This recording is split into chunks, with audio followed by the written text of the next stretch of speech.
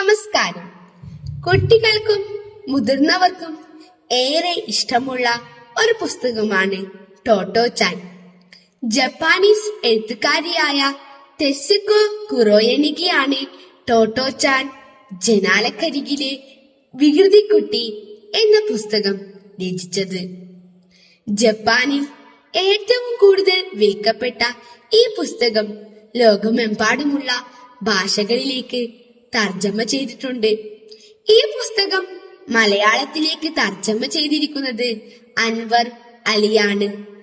തെസുക്കോ തന്റെ മറക്കാനാവാത്ത കുട്ടിക്കാല അനുഭവങ്ങൾ അതിന്റെ നിഷ്കളങ്കത ഒട്ടും ചോർന്നു പോകാതെ ഈ പുസ്തകത്തിൽ വരച്ചിട്ടുണ്ട്.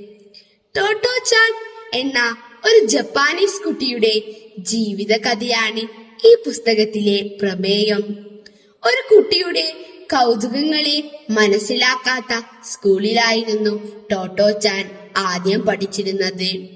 രണ്ടാമതായി കുട്ടികളുടെ കൗതുകങ്ങൾക്കും ആകാംക്ഷകൾക്കും പ്രാധാന്യം നൽകുന്ന ഒരു പഴയ തീവണ്ടി കോച്ചുകളിൽ നടത്തിയിരുന്ന പ്രകൃതിയോട് ഇണങ്ങി നിൽക്കുന്ന ടോമോ എന്ന വിദ്യാലയമാണ് ടോട്ടോയുടെ അമ്മ തിരഞ്ഞെടുത്തത്.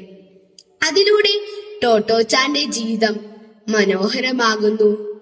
ടോട്ടോ-ചാന് ആ സ്കൂളിലെ മാസ്റ്ററെ നല്ല ഇഷ്ടമായിരുന്നു. യുദ്ധത്തിന്റെ പശ്ചാത്തലത്തിലാണ് ടോട്ടോ-ചാന്റെ വിദ്യാഭ്യാസ ജീവിതമെങ്കിലും ടോട്ടോയുടെ വിദ്യാലയം ജീവിതത്തെ കുറിച്ച് വായിക്കുമ്പോൾ വായനക്കാരിലേക്ക് ആ മാധുര്യം പകരുന്നു.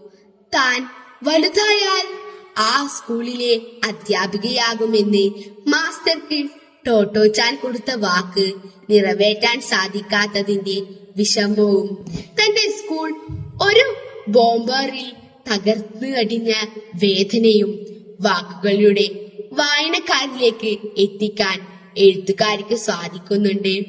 ടോട്ടോ-ചാൻ അവളുടെ അമ്മ, നായയായ റോക്കി, കൊബായിഷി മാസ്റ്റർ, കൂട്ടുകാർ ഇങ്ങനെയുള്ള നിരവധി കഥാപാത്രങ്ങളാണ് ഈ പുസ്തകത്തിൽ വായനക്കാരിലെ മുന്നിലെത്തുന്നത്.